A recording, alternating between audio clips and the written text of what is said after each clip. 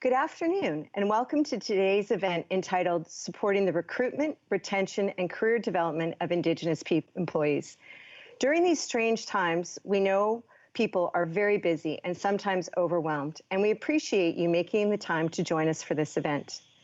I'm Mary Louisa Kapelos. You can call me Mary. I'm the Senior ADM, and here's my cat, of the Policy and Strategic Direction, Crown Indigenous Relations and Northern Affairs Canada. Sorry about that. I do love my cat, but we need to put her to the side for now. I am honored to moderate today's discussion. Before we begin, I would like to acknowledge that since I'm in Ottawa, I'm in the traditional unceded territory of the Anishinaabe people. I recognize that we all work in different places, and therefore you work on different traditional Indigenous territory. I encourage you to take a moment to reflect on this. To honor the land, please think about the first peoples on the land where you are.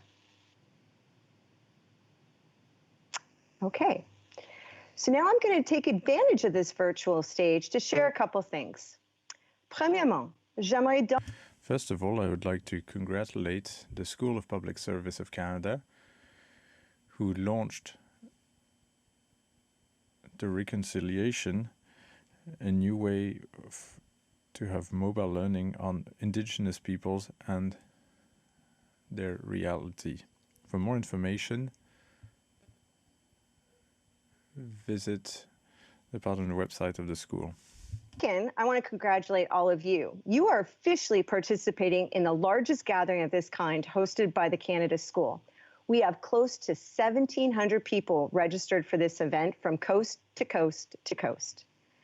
Third and last, before I go into more, as an Aboriginal employee who was recruited by the federal government almost 2 decades ago, let me assure you, nothing is more important than ensuring you're on the right path. I don't know about you, but COVID has taught me one thing for sure. Well, actually, a couple things. To appreciate and value the important things in life. It doesn't matter what you wear, whether or not you washed your hair, which I didn't do today, or what you drive. What matters is what you do, how you do it, and who you do it with. You spend 7.5 hours a day at work. You should enjoy your 7.5 hours. With that in mind, in 2017, the Many Voices, One Mind report was published. This report identified challenges and barriers faced by Indigenous employees within the public service. It illustrated the need for transformational change and cultural change for all managers, employees, to help create a respectful, inclusive workplace where we could enjoy our 7.5 hours. This report has been a catalyst for change, sparking conversations and initiatives throughout the public service, including some of them that we'll be discussing today. We all have our part to play in recruiting and developing Indigenous talent in the public service. For example, one initiative I've been working on is the Advanced Policy Analyst Program, the Indigenous stream. This is building on an already existing successful recruitment program to create a unique developmental opportunity for Indigenous master's graduates that incorporates an Indigenous cultural component, building on an already federal public service best practice. At the end, we hope to increase the number of Indigenous representation in the senior ranks of the government. And it's not about mass hiring. It's about getting the right people in the right jobs. But before we go into today's session, I'd like to share some administrative details to support your experience during the event.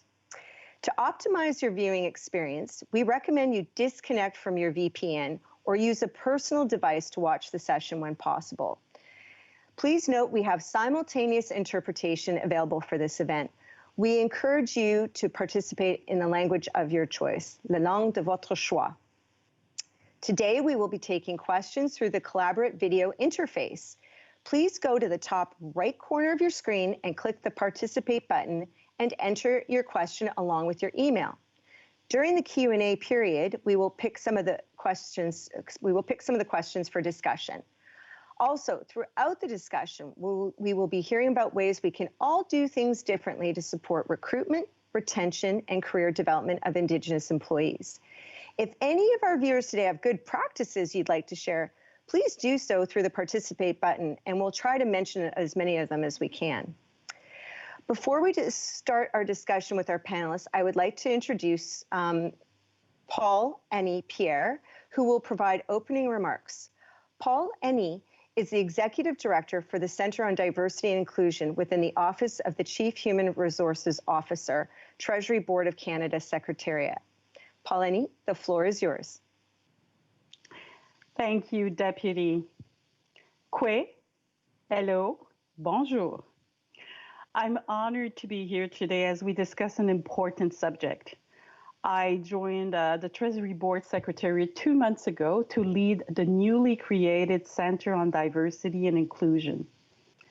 The mandate of the Center is to lead innovative initiatives on diversity and inclusion for the entire public service.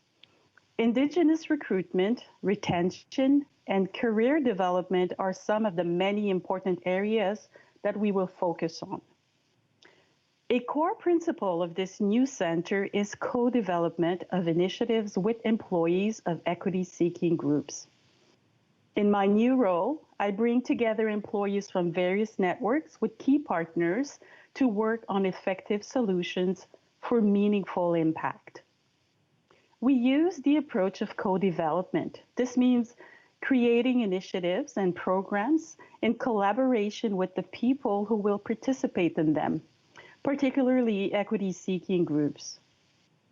At the heart of this process is listening, and listening really well to their lived experience in order to inform the design of those initiatives, but also importantly, making sure that we address their needs and we consider their perspective.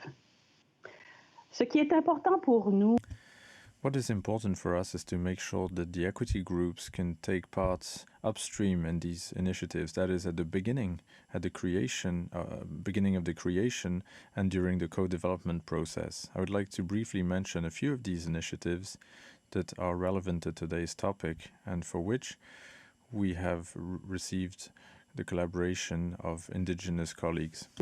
Is the Mentorship Plus Learning Lab that we are conducting between Treasury Board Secretariat, the Department of Fisheries and Oceans, Immigration, Refugees and Citizenship Canada, and Global Affairs Canada. Through this initiative, equity-seeking employees are paired with an executive for career advancement. And one of the key elements is that senior leader will take on the role of a sponsor. That sponsor will actively advocate on behalf of the employee, and they will participate in their career development.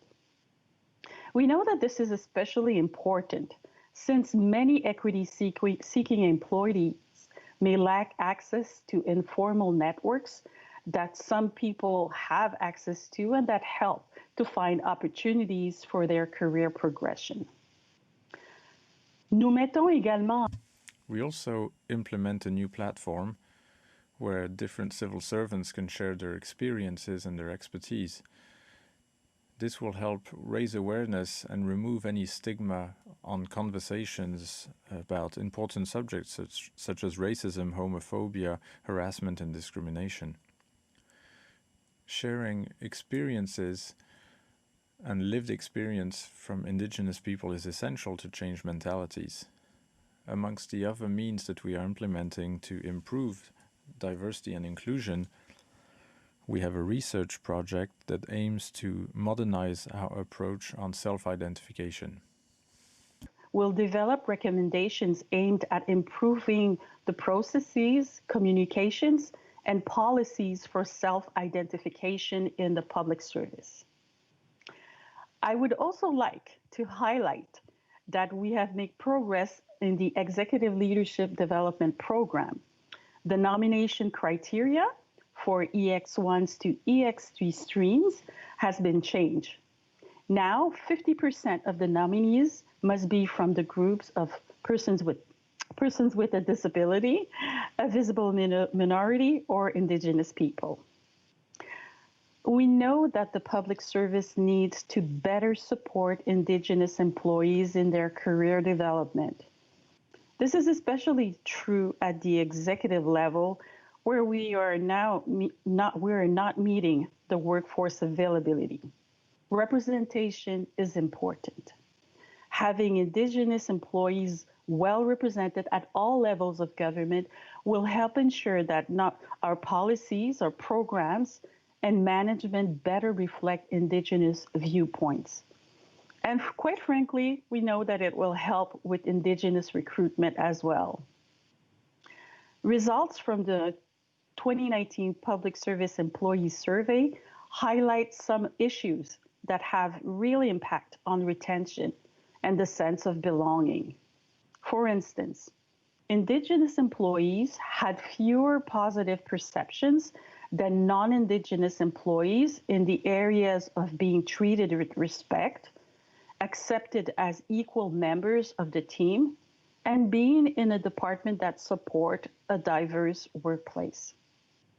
Also, Indigenous employees identify higher rates of racism and discrimination than non-Indigenous employees.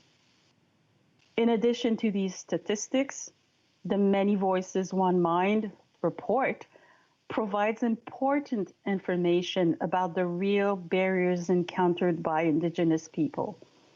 And we know that these barriers affect their ability to access and successfully navigate employment within the public service. Après la circulation de ce rapport, After distribution of this report, the Privy Council Office and the Public Service Commission of Canada and the office where I work, as well as the School of Public Service of Canada, with all of general administrators, have collaborated to try and bring some tangible solutions to reduce and eliminate barriers to employment in the public service that Indigenous employees meet. The report really is a document that we continue to turn to. It was one of the many sources that we looked to speak to the importance of putting in place a sponsorship program to support career progression for equity groups. By addressing barriers and providing support to the recruitment, career progression, and the long-term retention of Indigenous employees, we aim to support them in achieving their highest personal and professional goals. We contribute to reconciliation. I want to say that we all have a role to play. For non-Indigenous employees, some important practices are being aware of unconscious biases, develop cultural awareness, and learn about the history of Indigenous people and communities and the ongoing impact of systemic racism. For hiring managers, we need to enhance our awareness and ability to apply good practices in recruitment and retention of Indigenous employees. Je vous encourage donc à... I therefore encourage you to have rich conversations about culture, history, visions of the world, rights and realities for First Nations, Métis and Inuit nations, as well as for any Indigenous people in Canada. I hope that you will find today good answers and tools mostly to support you in the recruitment, the promotion and retention of Indigenous employees. The panelists who are joining us today and for sharing their experience and the tools. We certainly look forward to having resources to support the many efforts for the recruitment, retention, and career progression of Indigenous employees.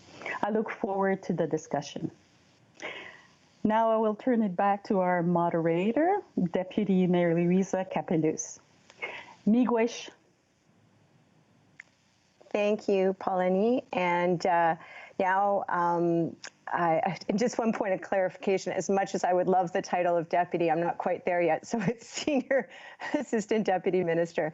Now let's move to our panelists for today's session. Today I'm joined by, and if the panelists can maybe just wave so that folks can actually see you. I know that names are up and stuff like that, but it's also helpful, especially when we have this many folks on the line.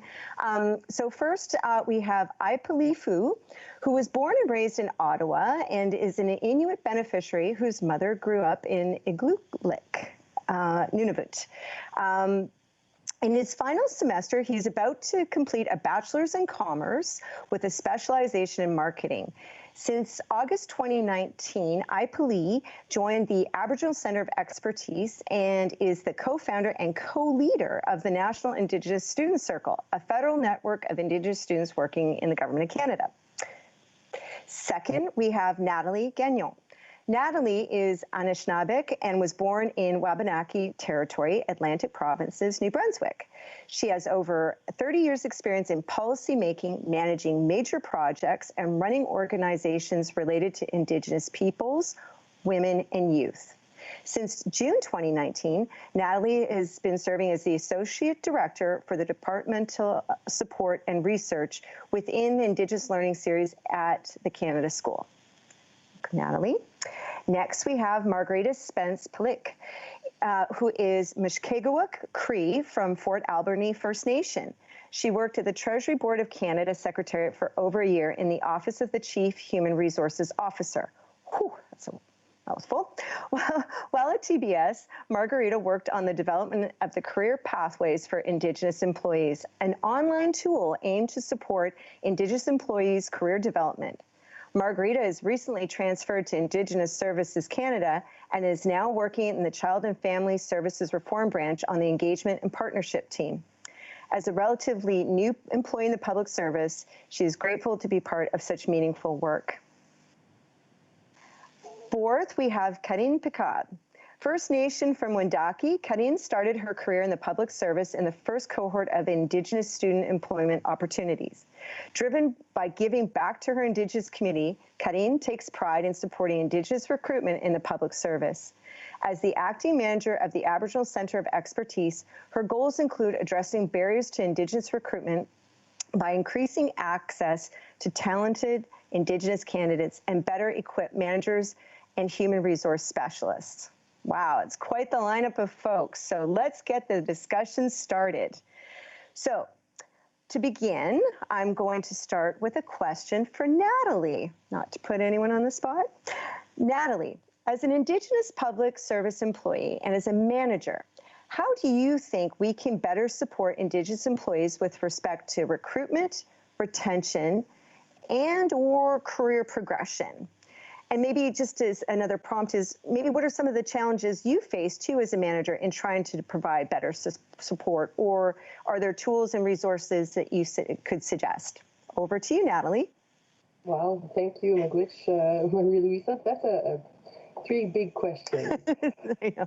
I'm going to start by saying humbly that yes, even though I am First Nations, I don't know about all the other First Nations, either the Inuit or the Métis. So I do have unconscious bias also myself, and I have to be always aware of those. I think there's a few things that I've learned in my career, and some of them.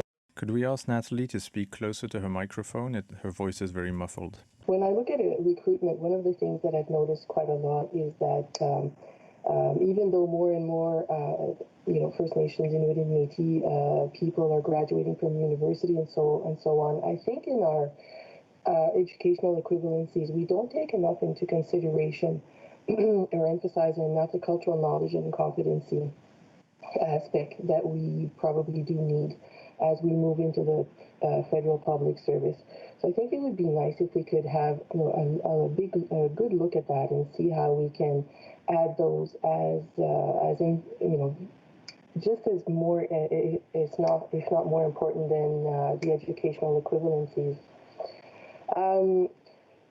For the retention, I know that this might be a contentious issue, but I think we need to look at language requirements. I don't know a lot of First Nation schools that had the opportunity to have French immersion taught in their schools. So already a lot of First Nations, Inuit and Métis youth or people are starting with that very big problem as they face the federal public service, either to get in or to advance in the public service. So I think that is one thing also that I would look at. I think having access to an elder, to be able to go to the Kumek Lodge, to be able to go to the Iskotek Lodge are things that are really important also. You don't find that necessarily in the regions, but here in Ottawa you can find those. But in the regions you can find access to elders who can help you. I think also understanding and accommodating the work requirements or expectations that Indigenous employees have when they go back to their community is really important. They represent the federal government. They're going back into their communities. It is not always something easy. It isn't always easy to walk into both of these worlds. And that's something that I don't think a lot of other communities have to face. That's something that's really important also for Indigenous people. Having people, ensure that they take part in the various leadership programs, give them acting opportunities. I think that's very important. For myself as a manager, I know I need to learn more about other Indigenous communities and realities. I think that having a diverse workplace helps in that because you can have different people coming in. I heard not very long ago someone say something that really resonated with me. They said anyone can speak. It seems like anybody can speak about Indigenous issues these days. You don't have to be Indigenous. And I'm not talking about the allies because we do need allies. But when we're talking about Indigenous realities, we need to leave that in the voices for Indigenous people. For me, it's sort of like if you're talking about Black issues and you have a white person talking about that, you've lost credibility. Or if you're talking about women's issues and it is a man who's talking about it, again, you've lost credibility. But there's still that systemic racism about how anybody being able to talk about Indigenous issues. And that's taking voice away from Indigenous employees. So I think it's important for us to recognize that. For myself, moving into the federal government and moving up, I have been blessed with a network of Indigenous colleagues that have helped me out. I've been part of the Aboriginal Leadership Indigenous Initiative program, which has helped me also. So I will always encourage all of my staff and everybody that I work with, whether they're Indigenous or not, to look out for these programs because they really do help you as you move forward. So I don't know if I've answered enough of your question, but that's pretty much how that was great. My experience is up to now.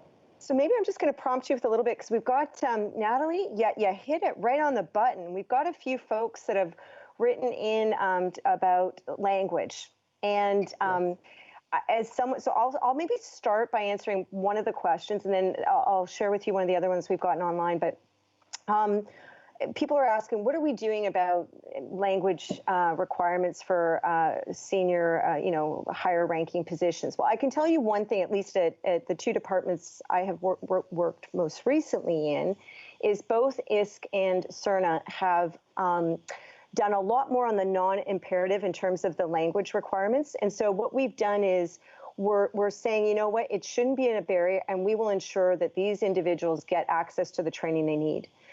We've also invested a lot in language training as departments, and I know there's other departments around town that are doing that. So, I mean, I think it's definitely, as someone who spent most of my career out in BC, trying to get back to Ottawa, I agree with you. And Karin and I were talking about this once upon a time because we used to work together.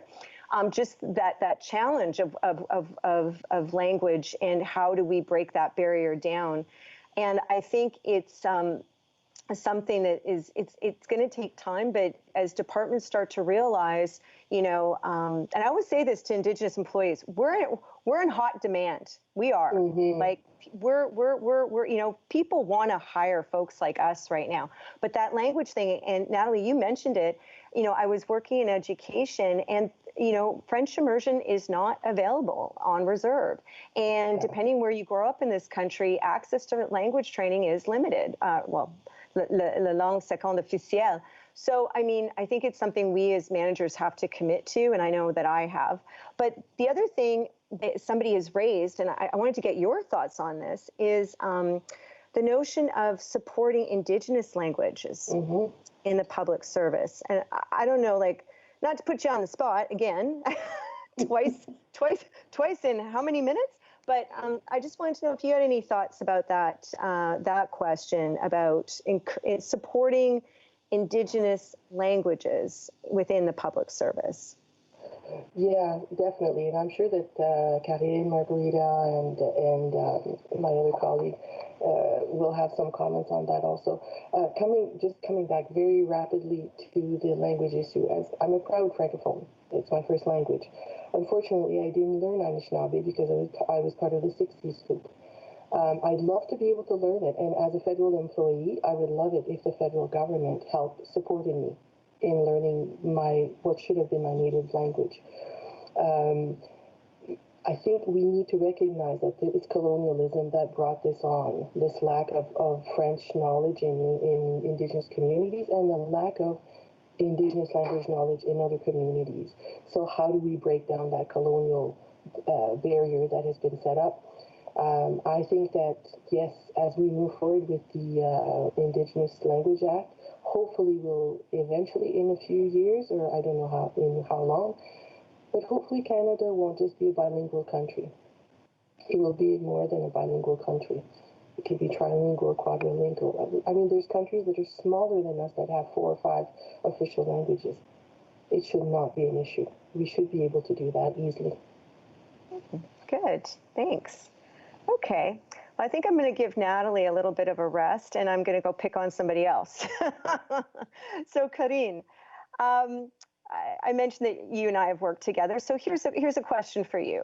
So how do you think the tools recently launched by the Public Service Commission could support managers looking to recruit Indigenous employees? Thank you, Mary. Yes, we used to work together. Now I can hear my cat coming up, so you're not alone with your cat around. What I would say first is pin the brand new PSC Indigenous Recruitment Toolbox to your favorites. Alors, nous avons récemment fait le lancement de la We recently launched the first phase of the toolbox after many consultations with different Indigenous networks and the key departments, and the idea is to have toolbox of resources to favor the recruitment of Indigenous people in the federal public service. In other words, we are giving managers and hiring managers tools and advice. Is adding info session directly on the poster. By that, I mean have set dates and time in both official languages for candidates to talk with an Indigenous person working on the branch or on the team. The candidates could ask questions about the organization culture and cultural competency of the team. Maybe you can even have an HR advisor there as well to explain the staffing process in normal people words, of course, and answer questions. Another great example in our members. Yes, a representative board is important, but also assure they all took the amazing training offered by the Indigenous Learning Series on GC campus. And the toolbox is one tool, right? And in order to assure that all the tools we develop respond to the needs of departments and remain relevant, we launched an interdepartmental circle called ITAC, Indigenous Talent Acquisition Circle. It is a pilot that aims at breaking silos and addressing barriers in the hiring and staffing of Indigenous people, which also includes managers that wants to make a difference. So pin that toolbox. Thank you, Mary. Oops, okay, got to get off my mute. Thank you. So we're getting a lot of good ideas coming in. Keep them coming. Folks are talking about, just for folks on the panel to be aware, they're raising issues about regionalized models, talking about language at a regional level to reflect regional Indigenous languages, things like that.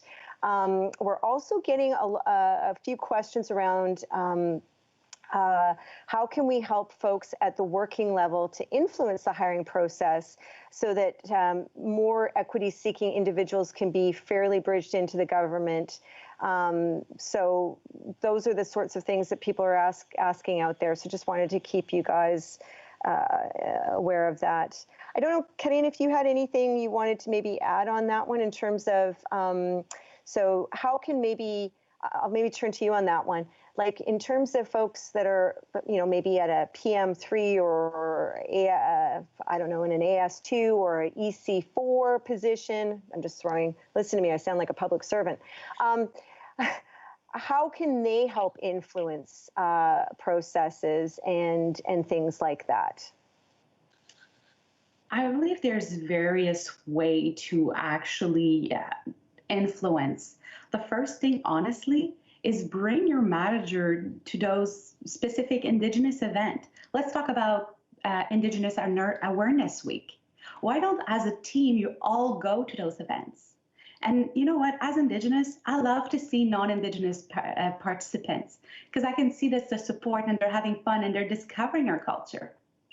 Mm-hmm. Another thing is the books that you read. Right now in COVID, right, we're all reading books, watching television or movies. So many are created by Indigenous people. So nothing stops you to actually talk to your manager in regard of which books you have read. The whole idea is to develop the culture awareness. And when it's part of you, you'll notice that your comment or your advice to your manager kind of become naturally more inclusive.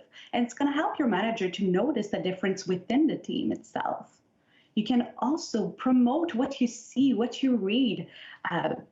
We're launching an Indigenous inventory. Well, look it up and share it with your manager. Hey, I noticed this person left recently. Have you checked out that new inventory? Be part of the change. And if you are part of that cultural change, people around you will see that change and will want to be part of it. Great. Good suggestion. Okay, over to Margarita. Here's a question for you. How could the Career Pathways for Indigenous Employees online portal help managers support Indigenous employees and assist in their career progression once they are hired? And, sorry, I'm going to give you two because I can't help myself, and you can answer either one. What resources are available for employees? Kwaikanawak, Miigwachagi Bijanungum. I just wanted to say thank you for being here today. So thank you for the questions. I'll try my best to answer both of them. So the career pathways can help managers support Indigenous employees because it's a tool that managers can confidently refer their or send to their employees because it's a consistent, accurate, and respectful tool that was built with Indigenous employees' unique needs and realities in mind. There are several cultural competency resources that managers can access as well, which can ultimately allow managers to create a safer work environment for Indigenous employees. One of my favorite aspects of the career pathways is the onboarding resources. So I'll tell you a little story of my experience. Before I became indeterminate in May of this year, I had worked 3 casual 90-day contracts, all at TBS. And with each new position that I started, the onboarding process wasn't really that great.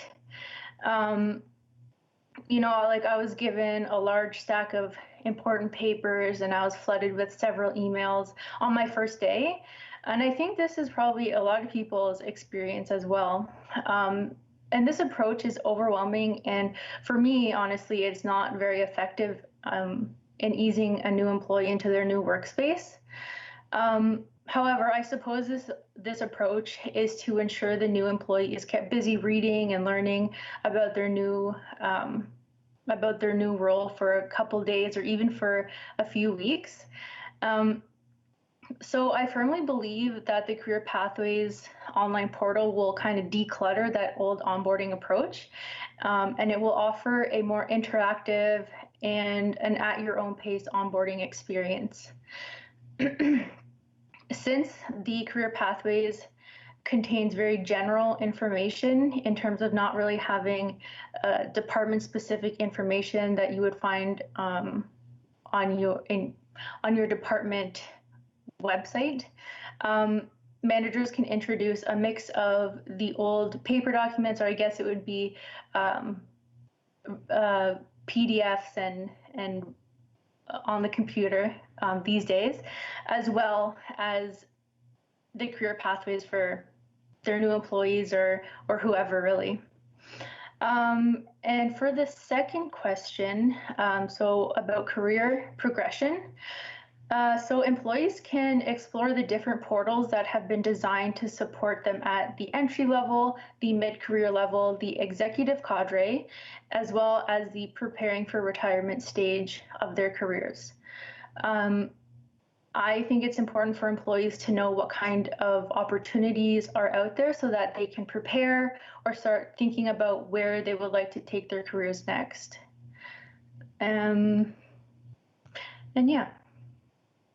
Wow, that was really great. Thanks for sharing. And I really like how you described that, you know, there's a bit of there's something for everybody, right, on this. So that's really, really good, and sharing your own experience. And I tell you, I've been there. I always talk people about, you know, how you get to that job and there's like this binder and that's it. Like you're sitting there looking at this binder and what am I supposed, oh, read it. Well, okay. It's not exactly the most conducive way to get into, you know, a new job. And like you say, and then the emails. So that's really exciting to hear that someone's thinking about that. Just for folks' info, got another great good practice I want to share with you because I was involved in the creation of this. ISC has launched an Indigenous cultural competency learning policy. How many times can I say that? And basically what this is it was launched this past fall, and it commits everyone in the department, no matter your level, to completing at least 15 hours of cultural competency training. But here's the cool part, everybody. It's not reading a book necessarily or following some online test or going through some compendium. It is literally a conversation between you and your manager, and it can be anything from watching movies to visiting a community to you name it. There's the guidance around what those 15 hours looks like is very open because we wanted it to be accessible to all, so that, you know, you could even do a little language online learning of an Indigenous language for 15 hours. It's a really cool way to just have people for 15 hours out of their entire year do something a little different. So, okay, moving along. Sorry, I'm getting distracted here. Palik, your turn. As a student new to government, tell us a little bit about your experience.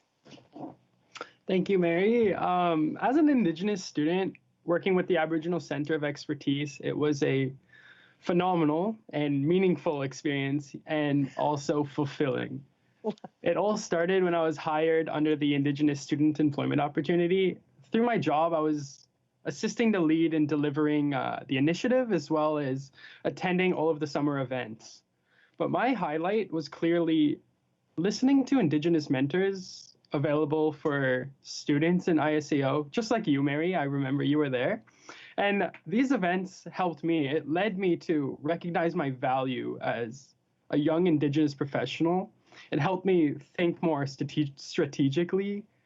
It helped me understand how to deal with tokenism in the workplace, and that leadership is at all levels, and that everyone has influence on those who are around them. And the list goes on. I've learned a lot working with ACE, specifically about the barriers in recruitment and promotion of Indigenous peoples in the government of Canada. And that's why I'm also very proud of the work that we've done with the inventory of Indigenous applicants for the Indigenous career pathways. Upon my graduation, with my last upcoming exam also next week, if I wasn't offered a job opportunity with ACE, Karen, I would be part of the ICP inventory. And that would give me the opportunity to get matched with managers based on whatever is my field of interest. For me, it would be marketing. And what I love about the inventory is that it's not limited to one region, just like the NCR, for example. Students are promoted across Canada for thousands of different job opportunities. Overall, working in the government of Canada has helped shape the man I am today and helped me become more knowledgeable of how our government operates and how we're addressing Indigenous issues in Canada. And it all started from clicking off that I am Indigenous on my job application. So all students listening to this, please self-identify, self-declare. It will help you. So take these opportunities. Awesome. Thanks for sharing. That's great. Just as an aside before I forget, I know Margarita brought up a lot of good resources. I think I've referenced a few. Just to remind everyone, in the links, there were links provided in the reminder email for this event, and they will be provided again in the thank you email for your attendance. So don't worry, we'll make sure you've got some of the info already, but we'll be resending it out again, so you'll be able to access that. But thank you for sharing your experience. That's really great. And I remember those sessions, and they were really good. And I'd encourage other folks, like back when I was recruited, trust me, there was nothing like that. And an opportunity to have heart-to-heart conversations with other Indigenous employees already in the public service who will answer any questions you have. It's a great way to dialogue, and I encourage people to participate in those sorts of things. Okay, we're going to go back again to a few of the previous folks in round two. So, Karine, I'm going to go to you now. The public service invests time and effort to onboard and develop students like Palik here and give them meaningful work experiences. Obviously, you know that firsthand. But many of them are not rehired, bridged, or promoted into permanent positions once they have graduated.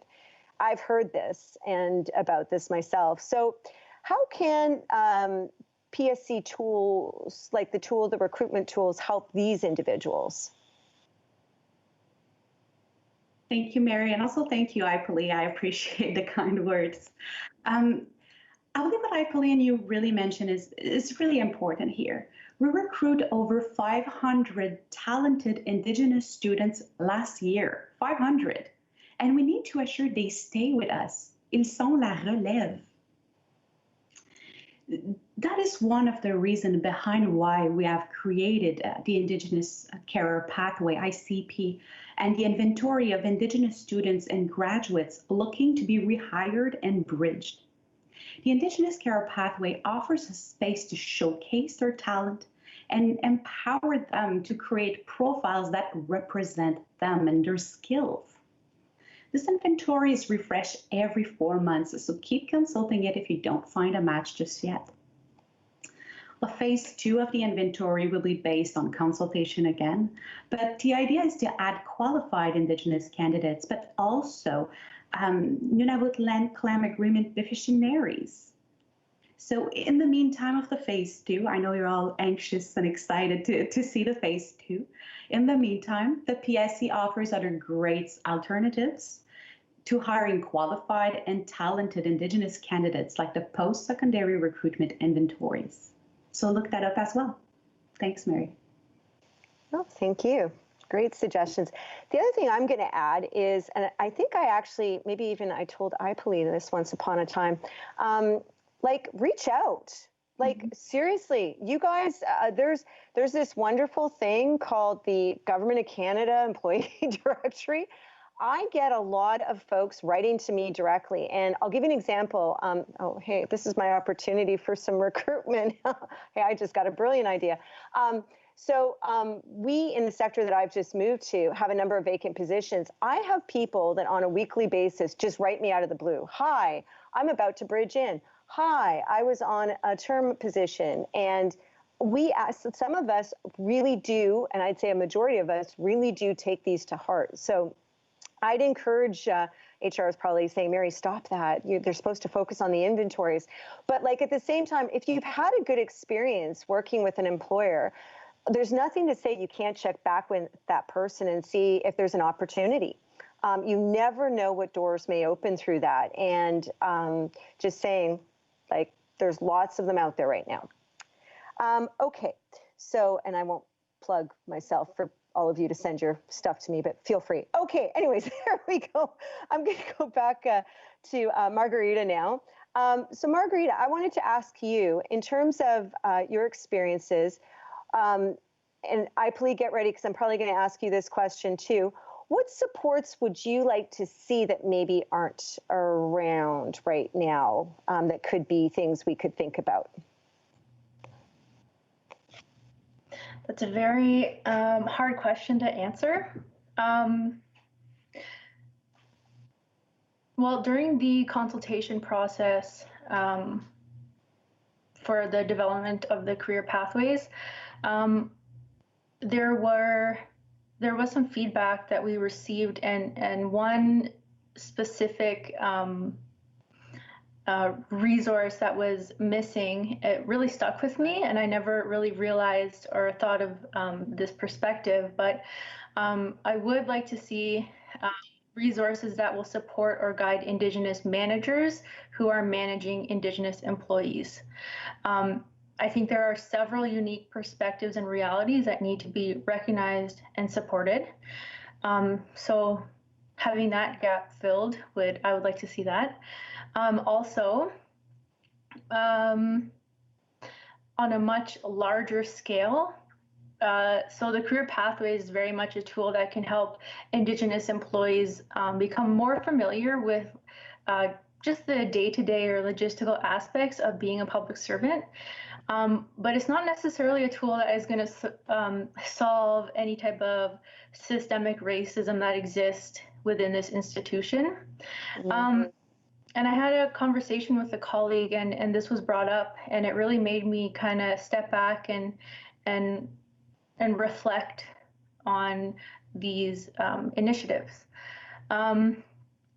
So I recognize that the realities of Indigenous employees who work outside of the National Capital Region may have very different experiences in their workplace. So I really believe that there needs to be resources to help Indigenous employees actually survive in the public service. So these are two very different things, I guess. But in all, I really would like to think and hope that initiatives like the ones that are being presented today can kind of be the roots of a larger systemic change. Awesome. Sorry, well, I kind of went off there, but. No, that's great. And you know what? Just to give you some assurance, I personally think, I think you and I are on the same page on this one. I think you guys heard me mention I'm overseeing a recruitment initiative, the Advanced Policy Analyst Program. And it's funny because and that's why I was smiling, and I didn't mean to be disrespectful, but when you were talking about survival, we actually have a component that we call Survival Week, and it's their orientation week, and we are bringing in a cultural competency component of how, and it gets to what Palik was talking about, tokenism and being treated differently and being an Indigenous person working in the public service, because people were all like, oh yeah, you got to give them cultural competency training. I'm like, yeah, cultural competency training for Indigenous people within the public service so they know how to engage and how to be prepared for hearing things and seeing things that are just like, did that person really just say that? So it's a bit of a reverse cultural competency. It's like cultural competency training to work with federal public servants. So when you said that, I was like, oh yeah, we are so doing that. So it's a great idea, and thank you for that. So, Palik, you're up. Yeah. So I'll give what supports I'd like to see as a new employee. I'll give you an example as a student. At the end of the summer of 2020, while I was hosting the ISEO closing event, we realized that there was a need for a national network of Indigenous students, a national network. So this wasn't ever done before. And so that being said, to address this need, myself and Katie Cameron, an Indigenous student from TBS, we were given the opportunity to co-found and co-lead the National Indigenous Student Circle. So NISC is a national network of Indigenous students that work in the federal government of Canada. And what we do is we host events that and address the needs of Indigenous students. We share resources, celebrate Indigenous culture, expand our networks, and all with the support of guest speakers who were mentors or people that we know through our teams. These events helped us to be proud of self-identifying as an Indigenous person in the government of Canada, how to be confident about our unique perspectives that we bring to the table, whatever our group and our level. And so what I've learned as an Indigenous student from NISC is that being part of an Indigenous network and having access to mentors, having that support for Indigenous students that's what I'm looking for. And I know a lot of students don't have that, they're not given that time from their managers, that little 1 hour time slot just to take part in this type of network. So that would be one type of support that I'd be looking for. Awesome, thank you. Okay, so I'm going to take a look at some of the questions and comments coming in here, guys. So we've got folks commenting about the inventories. So I'll maybe answer that one. What to do with people that don't use them. So just to share with you all, one of the things I've always done, and Karine can be my backup on this, is when I go into a new area in my position, I make it a part of the manager's performance agreements that they will actually look at those inventories. See, she's nodding her head. And I actually check on it. So I will not sign off on any HR staffing action unless managers prove to me that they've looked at those inventories. There you go. So that's what I've been doing. And we need to encourage more of that, because I have this whole thing. It's like when people create pools. Why create a pool unless you're going to use it? Why have people fill out all that paperwork unless you're going to look at it? It's disrespectful and it's not right. So I have made it a practice, and we need to get that word out more and more so that people can do it. Anyways, that's just my little 2 bits on that one. But here's a really good question. And Natalie, I'm going to go to you with this one. And I had another question for you, but I'm going to couch that one. So it's a little off the grid, but I think you can maybe appreciate this one and maybe help me with it a bit. Somebody's asking about what are we doing to help maybe, or what can we think about doing in terms of recruiting Indigenous people who are maybe in remote communities, or who aren't coming with a university degree, to recruit them into the public service, or who are in regions, because a lot of it, I get a lot of what we've been talking about, this is student bridging, and we all know what that's about, right? So it's like someone coming in after doing a degree, but what if maybe somebody's just done college or they haven't completed that, and what if they're like in, I don't know, your neck of the woods, or in, I don't know, Castlegar, BC or something. How can we, I don't know why I picked Castlegar, I have no idea, everyone, but how are we helping to maybe recruit those folks? Or even someone from Fort Simpson, Northwest Territories. There you go. So in my previous life, when I worked for Parks Canada, we had this opportunity, because a lot of our parks are in very remote areas, and finding people to work in those areas was sometimes difficult. Keeping them was difficult because it was not, someone from down south going up to work in Iqaluit. If they don't know about the region, they might want to stay a year or two, but it's not their territory. They don't want to stay forever. And people who were already there, who are connected to that land and that territory, quite often they do want to stay and they do want to keep working there. So what we did is, as I mentioned before, when we were looking at university or educational requirements, we'd look at competencies instead, and cultural competencies, and what they could bring to the job. And what we did is we would say, look at the future. If you're going to be leaving and you're in this position, what does a person need to have to be able to do your job? Someone from here. So if you are a park warden, or if you're a biologist or something like that, start going to the young people who are in grade 11 and 12. Get them interested in what you're doing. Show them what you're doing. Bring them on the land and give them an opportunity. And it was interesting because we did some camps with youth, and we came out with one decided he wanted to be a chef because when he went out on the land, the only thing he wanted to do was do some cooking because he loved it. Another one really wanted to be a biologist. Another one wanted to do geography because all of a sudden noticed that the land was made in a different way and he'd never seen it before, and he was really interested. And take those young people and bring them forward and show them what kind of education they need, and tell them when they're going, when you come back to your community, we're going to make sure you get a job. Because you're investing in the community and you're investing in creating capacity. And even if that young person comes back and only works for you a year or two and then goes to work for, I don't know, their community, that's great. That is great. We've done what we should be doing. We've done exactly what we should be doing when it comes to recruitment. So that's one of the things that I think is really important for us to look at. Awesome, thanks. I can't help, Karine, I'm sure you might have a thing or two to say about this, because I know we've had conversations about this, because when I was launching the program, the issue of lots of people were like the one that I'm managing, where people were saying, what about for program managers? What about for other positions and other levels in government? Can we do something else like this for maybe somebody that has a different educational background? And I know you and I talked about this. Do you have anything you'd like to share on it? So many things to share, so I'll try to be concise. I'll try to be concise a little bit here. But first thing, when we talk about leaving a little bit the post-secondary recruitment, well, Pali and I anyways, talked about ISEO. So this is an inventory that actually have Indigenous candidates from high school. So it starts from high school, so you can actually go higher. There's actually today Indigenous students in high school looking for a government job. So don't wait and go pick them up. Imagine the talent and the knowledge if we start hiring from high school and we develop them, right? It might motivate them to go to college or right away to be bridged. So don't hesitate to reach out to ISEO.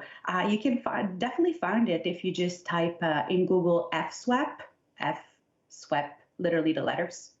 And you can find it and you'll see you just have to select Aboriginal student in the equity section.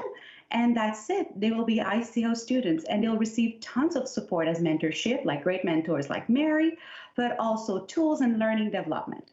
So we're here to help you hire students from high school to postdoctorate. That being said, from an HR point of view, if I put my HR advisor hat today, what I can tell you is don't increase the education.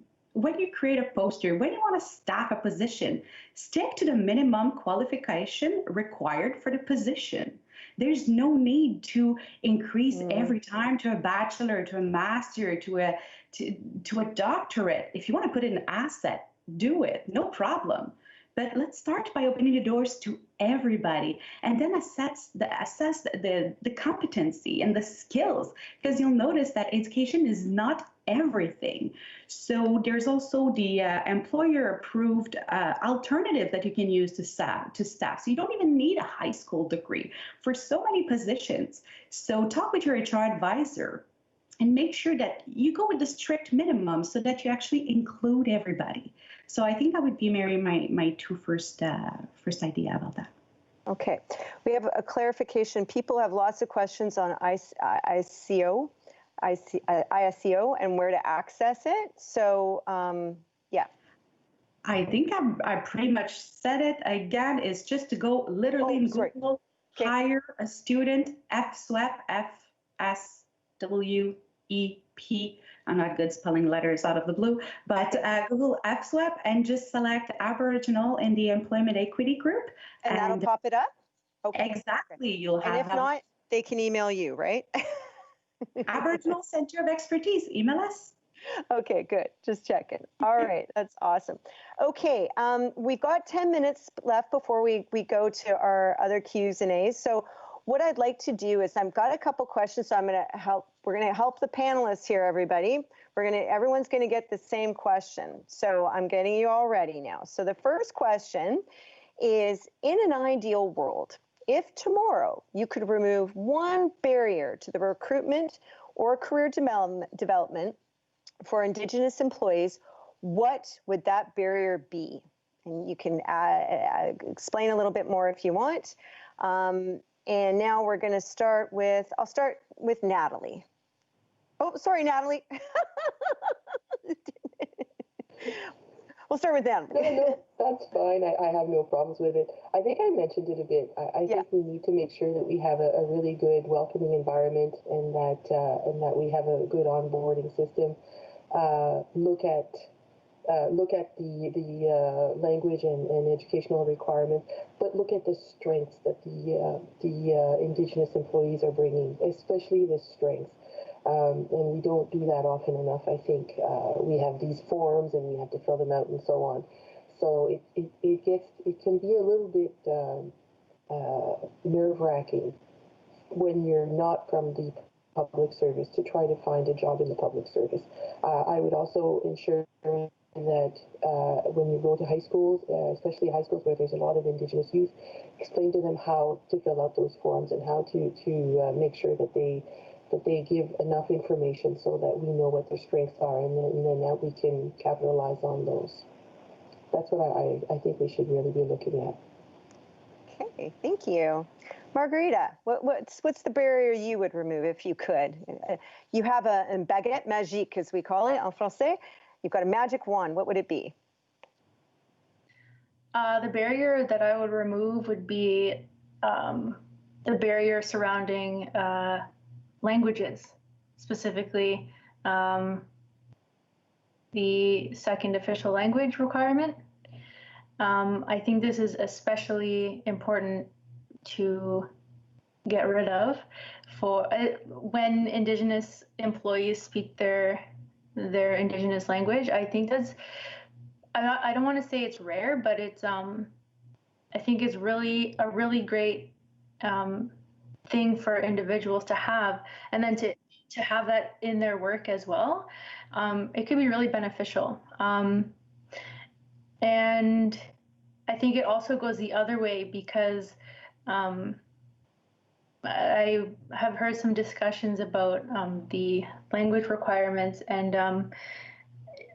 if you speak your Indigenous language, then maybe that would be a justification for not having to learn your second English or French. But then again, you have to remember that because of the colonial oppressive history of Canada, a lot of people don't speak their Indigenous language. So it's either English or French, and then that's about it. And as you mentioned, there's really a lack of access to learning, whether it's English or French, in schools on reserves. So yeah, definitely language. Yeah, it's interesting that you mentioned that, because it's so within my family, and I'm married, I see the differences, and you're right. Like on my side, like no one spoke, and if anything, like no, you don't. And so it was never passed down to me. My husband's side, though, my mother-in-law, when she passed a couple years ago, she was the last one who spoke Cree fluently in the family, and it was really sad because, I mean, but she had the language, but again, there wasn't that encouragement to pass it along. So how can we, as a public service, and especially now that we've got the Indigenous Languages Act, like how can we support that? So I think that's a really great and meaningful one. So thank you for sharing that. I've got some stuff, but I'm going to go to Palik, Carrion, and then we'll talk to some of the questions that are popping up. So Palik. Mine's pretty concise, I think, would be for a culturally competent government of Canada at all levels, from students to ministers, because I think it's kind of scary that I'm joining the workforce, but I have to deal with, or be ready to deal with, tokenism or racism in the workplace. Like, it shouldn't be something that I have to worry about, but unfortunately I do. But we are resilient and we're strong, and having a culturally competent government of Canada would be very fulfilling. I think it would change a lot. Nice, good one. Karine, what's your barrier? Before we jump on a barrier, I just wanted to jump on what Margarita and you mentioned, Mary. I think it's important. When I look in my community in Wendake, actually our Indigenous language is taught in l'école primaire, so elementary, I think in English. Yep. In elementary. So now everyone can actually learn the language from the start. I think that's a wonderful thing that that my community started to do, and I just wanted to highlight that. So I wish I can see that more and more throughout all the communities across Canada. That being said, to answer your question, for me, I think it's providing fair education opportunities on reserve, which includes mentorship and mentors in the Government of Canada. So right away, like a direct path from school to a job in Government of Canada. So there's no problem finding jobs. And I'm not talking about relocation. I'm not talking about having Indigenous people needed to leave to finish high school, leave their reserve to finish high school. No, I'm really talking about the complete deal. And maybe with COVID and the whole remote going to school in distance would really, really help. But imagine that if you're interested, you finish high school, and you can actually have a direct path to a career, that would be really motivating to finish going to school and actually have a wonderful job. Okay. So, you know what I think I'm going to do? I'm just going to, we're so close to that time of segueing into the Q's and A's. I've got a really good question here that I really want, and I think a couple of us have raised this. So we've got somebody that's raising the issue of that not all teams are safe places or have safe spaces for Indigenous folks. I totally hear you on that one. So they're asking about mechanisms. What mechanisms are in place to report on unsafe work environments? How do we or how can we approach things like tokenism? Been there, done that. Thank you very much. And, in this situation, the person, and I hope they don't mind, obviously I don't know their name, so I'm not sharing anything beyond what they've shared, but they were encouraged, quote unquote, to keep their head down and not complain. So it's the classic, oh my gosh, it's not a safe space. You want to say something about it not being a safe space. So you say something and then they tell you, don't say anything. It doesn't get much clearer than that. So, I'll start and then I'll maybe move to some of you to see what you think, or you can flag to me which ones of you are ready to start on this one. But I think it's, that's very unfortunate. And as a public servant, I apologize on behalf of the federal public service that you had to encounter that first off the bat, because that shouldn't be the case for anybody. And it gets to I please kind of barrier, and that should not be the place and experience for anybody. And so, we're working on that.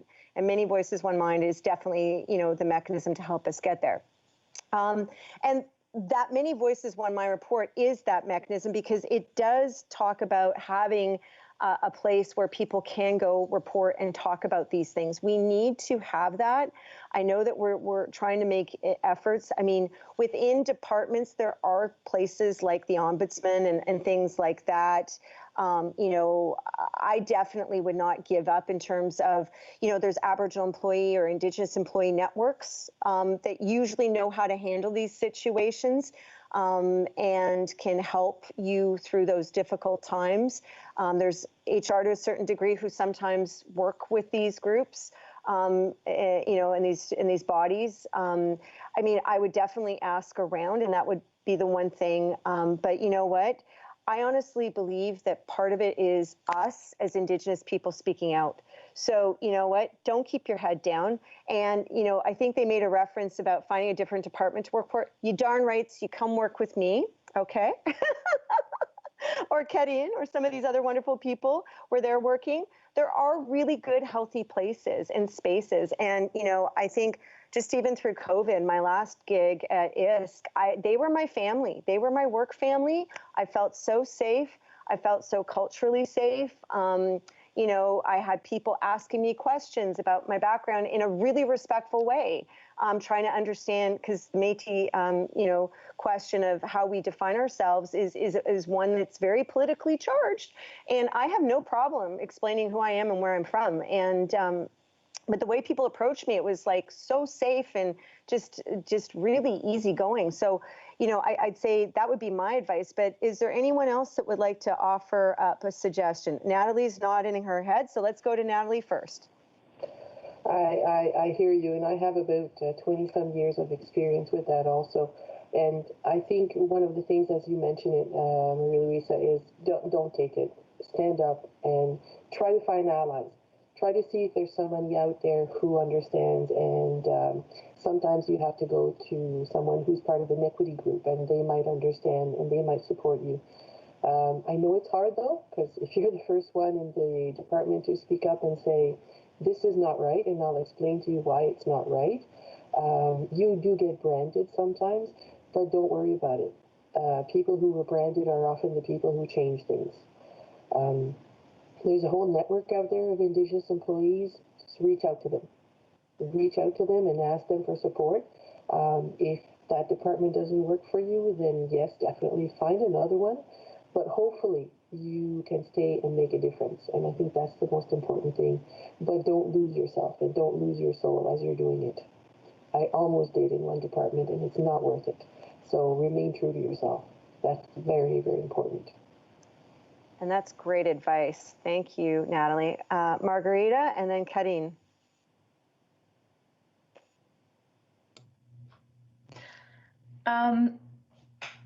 So as I mentioned, before I was indeterminate, I had been working as a casual.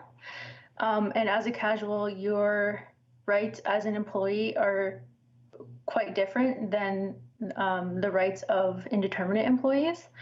And during my first 90-day contract, I had experienced some unpleasantries that I wasn't really sure how to address and how to bring it up with management.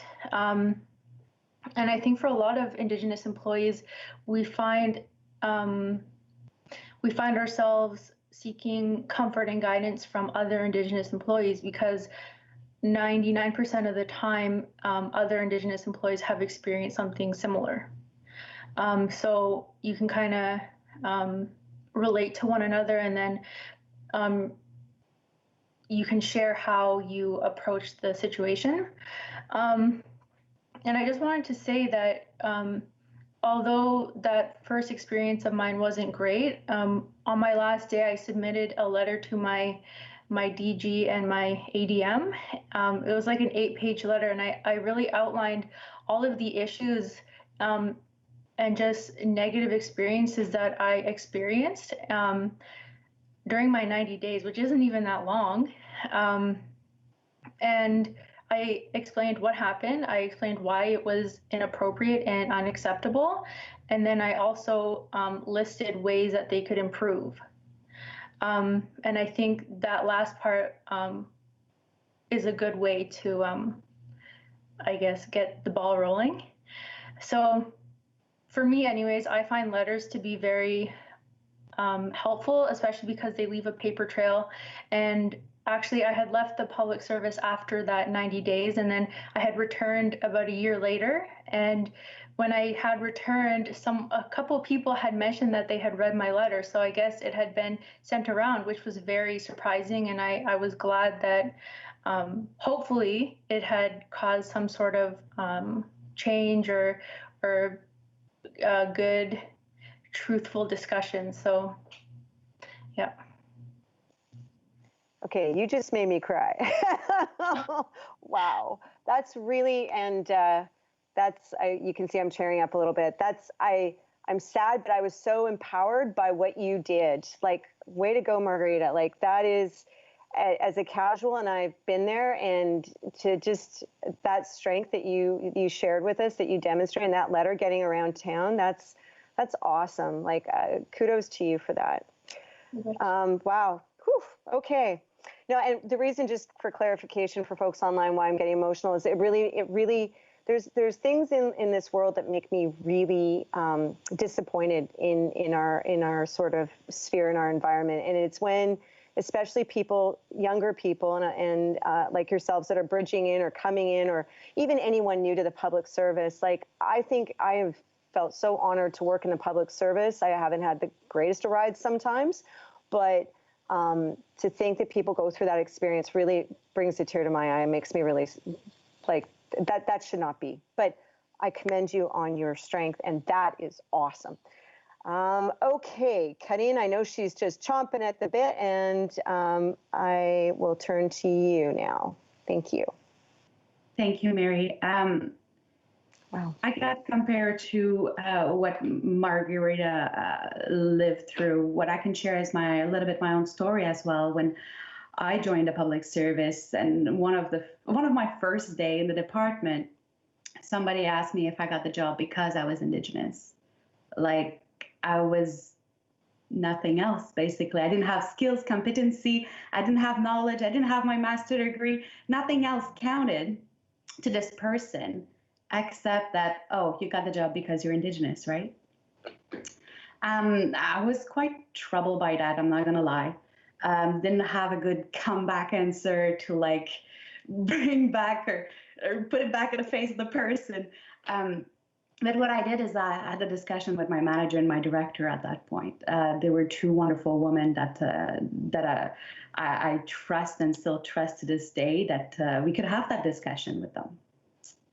And I think that's important, to have people that you're close to. And we're talking about mentoring. The mentors could also really help you with that. So make sure that you're entering yourself with strong mentors, strong leaders that could also talk for you and support you. I think another part, and Mary mentioned it very well, is for management to make a difference is force the cultural competency in the PMAs. And ISC have done it with the 15 hours, I think, their framework for developing Indigenous cultural competency, right? So make sure that everybody in your branch, in your team, whatever level you are, I don't mind, but make it in your PMAs so that everybody could have those cultural awareness training and development, because what I heard, what has been shared today should not exist in 2020. And 2020 has been rough for everybody. So let's try to make 2021 just a tiny bit better. And let's focus on developing our team, developing ourselves, and make sure that others that joins from ISEO that you will wonderfully hire next summer won't go through that. Thank you. Thank you. Okay, I forgot to mention, everyone, we are now in the Q&A session, so some of you are sending your questions in. Don't forget, participate button right corner. Send those questions in. I have another one, so let's see. It is, how can we ensure that those Indigenous peoples brought into the public sector are this is a good one. This gets to the tokenism thing again, everyone, are supported in completing meaningful and tangible work. Yes, that's a really good one. Okay, so this time I'm gonna look at you all and see, is there anybody that wants to go with this one first instead of like just grabbing one of you? Do you want me to start? Oh, okay, I got Karine and Natalie. So we'll start with, we'll start with Karine. Thank you, Mary. Honestly, it's all go back to planning. So why are you hiring an Indigenous person specifically? Is it because there's a quota and you want to make sure that your numbers? That's terrible. That's not a good reason. And that's not ensuring the person will have the support and the meaningful, tangible work. So as a manager, reflect on that. Reflect on yourself. Why do you want to hire an Indigenous person? And I think if you're not able to say why, then for sure there's high chance that the Indigenous employee will not have the support and meaningful, tangible work. So I would suggest to focus on that and really reflect on that at first as a hiring manager. So when you have to do your articulation of decision, don't just say, I'm hiring this person because, we have to meet a quota. What this person's going to bring to your team, to your branch, to your organization, and it's not only necessarily the files, right? You're working on specific files for the specific team, but there's so much more you can do in the department itself. It could be joining Indigenous subcommittee. So maybe you can take also your time with manager support, of course, to go work on bigger files with other Indigenous people. So there's a way to influence the work of other Indigenous people around your department or even across other departments, like joining ITAC. I mean, there's so great opportunities. And again, it always becomes with manager support. So managers, question yourself. Awesome. So I'm going to go to Natalie, but before I do, the other thing I'm just going to, because you made me think of something, is so for the managers out there, when you're hiring folks, ask them, okay, what they want to be working on. And some Indigenous people, even though I'm one of them, I keep telling people I do not want to work, but they keep putting me in. So I keep going because, of course, I'm passionate about helping Indigenous peoples across Canada. But I have said numerous times, like, I'd like to do something corporate. I would have loved to have done HR at one point in my career, but like have the conversation. And if for the employees, tell people, don't be afraid to tell them what you'd like to work on and things you'd like to do. And like, I'll give you guys a quick example before I go to Natalie. We hired somebody into an administrative position, and you could tell right away. They were so bored. It was like, I caught the person doing solitaire at one point on the computer, and I was like, okay, this is not good. And it wasn't because they weren't doing their work. They'd done all their work. It just wasn't like something you could tell. They were not suited to that position. Had a conversation. Next thing we know, we're moving them into a PM box, and they're doing like writing, and they're learning on the briefing note stuff, doing like, a bit of research and some program delivery. And that person now today, I think the last time I checked, the AS we hired is now like a PM6. So again, have the conversation. Natalie, over to you. I agree, and I was going to mention something a little bit like that. What I do is when I've had the opportunity, I guess I've been blessed with working with small teams in a way, so it's easy to do, but I think it's important to do it, is when you have a new employee start, whether they're Indigenous or not, have a team meeting. The first thing you do in the morning is not give them documents, is have a team meeting and let everybody talk about who they are, where they come from, and I do it the Indigenous way. So who are your grandparents? Where are you from? And I go through things like that. And then I'll ask them, what is it that you're passionate about? Why did you want this job? Why are you here? What would you like to work on? And then I ask everybody else also, even though they've been on the team for a while, what are you passionate about? What are you working on? And from there, you get people who understand what the other person is looking for. The other thing that I do is if I have an employee or anybody who's working and they say, I see that there's a lot of potential and they want to do something else, I'll say, look at the job description you have now and look at where you want to go. Find that job description and let's go through it. And you tell me what you don't have to be able to apply for that job. And what I'm going to do is make sure, I promise you, that you will have opportunities to do some of that work so that you can put it on your resume so you can apply for those jobs. And that gives them the opportunity to look at a lot of different things. And they get really passionate about what they're doing, right? They're not just, they see it as something in the future. So if you have a big team, I guess you can't do that. Sometimes have that team meeting and everybody talks about it, but do it, let the person introduce themselves through an email at least, or a video conference or something, and get them to say, what are they passionate about? Why are they here? What is it that they want to do to change the public service or support the public service? And as a manager, I also look a lot about cultural competency, and I'm always looking at new ways of learning and what is out there. And I know the school has a lot of products. We have a lot of online or in-class courses or virtual courses that we give about cultural competency, what I know, what I don't know, the uncomfortable truth. I mean, those are things that are very important. The app that you just mentioned.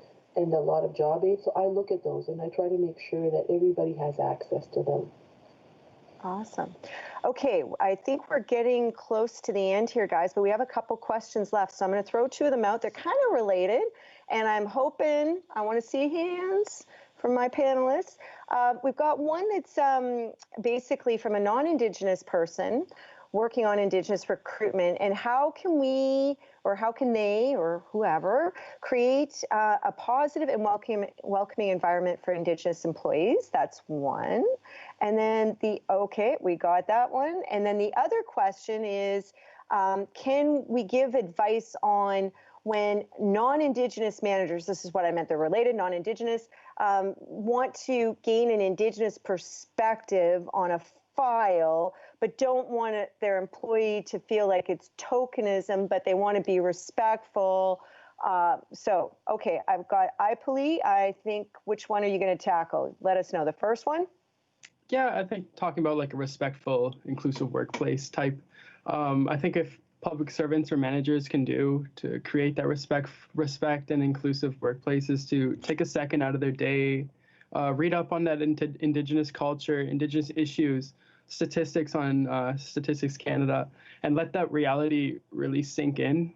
When I did that, I really understood that there are so many hardships and trauma that Indigenous people need to go through in order to attain a job, let alone graduate high school, university, or college. And so I'm hopeful that when you see this and understand that you kind of gain that respect for those who have actually already made it to that workplace. So I think doing that will really help you in gaining respect in that sense. Great, thank you. Okay, so how about the other one, guys? Does anyone have any thoughts on this in terms of, in other words, is there a respectful way to seek guidance from Indigenous employees from an Indigenous lens or lenses? That's respectful. There's more than one Indigenous lens. We're not one. On policy, files, etc. So any thoughts on that? Anyone want to put their hand up? Okay, Karine. Go Thanks, for it. Mary. What I was thinking when we were talking is not because you're Indigenous that you want to work on Indigenous files or you have an Indigenous lens, right? It's important that we do not assume that because I'm Indigenous, I want to work or I have an idea of what's happening in the Indigenous world. And it's okay. There's nothing wrong with that. So let's not assume. So a little bit what Natalie mentioned is when you have that onboarding, when you meet with this person, already you will know with those type of discussion if it's somebody that actually wants to work on something like that, or actually I'm not interested and not comfortable. The second thing, I talked about Indigenous circles or subcommittees. These are in the department itself. Go ahead, reach out to them. I understand they don't understand the files, but let's try to seek what they're thinking. And there's like so many lands, like Mary mentioned. We have Métis, First Nation, Inuit, and guess what? They all have also particularities within their own group, right? So make sure you do that co-development and that you include everybody. Let's seek other groups. Maybe you want to work with AFN, ITK, by example. There's big groups that seek and wants to actually support the government into the policy. So look into that. And if it's a policy, by example, and Mary works with education branch before, that has an impact on student example, let's go to those Indigenous student center and actually talk to them. Here's the policy we're trying to do.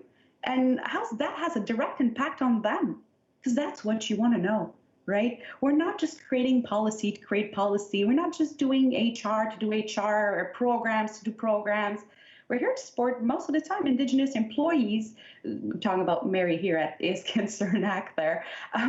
So whatever you do, every policy that you put in place is and should be inclusive. So make sure you involve those groups.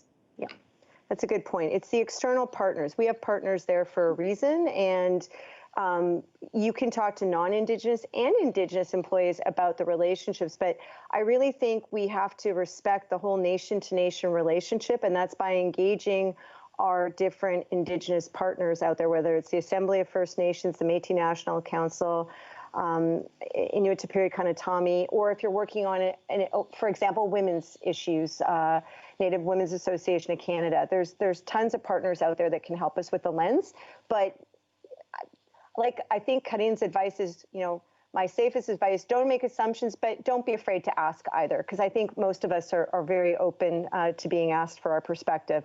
As you can see, we have no shortage of comments here. The last one, and because I know we're like up, guys, on time, is somebody asked us about the TRC call to action number, Truth and Reconciliation Commission call to action number 57. And do you think this will help remove barriers to recruitment and advancement? I think all of, whether it's the calls to justice, it's the calls to action, there's been a lot of work on reconciliation, and all of this will help remove barriers to recruitment and advancement. But getting back to what these fine panelists have all talked to you about, and I think some of the good questions you've asked, it begins with us. And that's where I really think we're going to remove barriers, is by us as a federal public service community coming together and breaking those barriers down and saying, you know what, we decide that this is the way we're going to work, and this is how we're going to develop, retain, and recruit Indigenous partners and peoples in the federal public service. And it all starts with us. So on that note, I just want to thank everyone. And those will be my closing remarks. It starts with you. And don't forget, we've got a bunch of resources that you can access. We've got a lot of good lessons learned today, mentors, and when in doubt, reach out. I'm serious in what I meant, that it can't hurt. And don't be afraid of levels. And if people are, then that's probably, as that one person said, that's probably not a place you want to work anyways. But there's lots of places that you will be welcome. So good luck with your pursuits. And until next time, thank you. Merci. Miigwech. Bye-bye.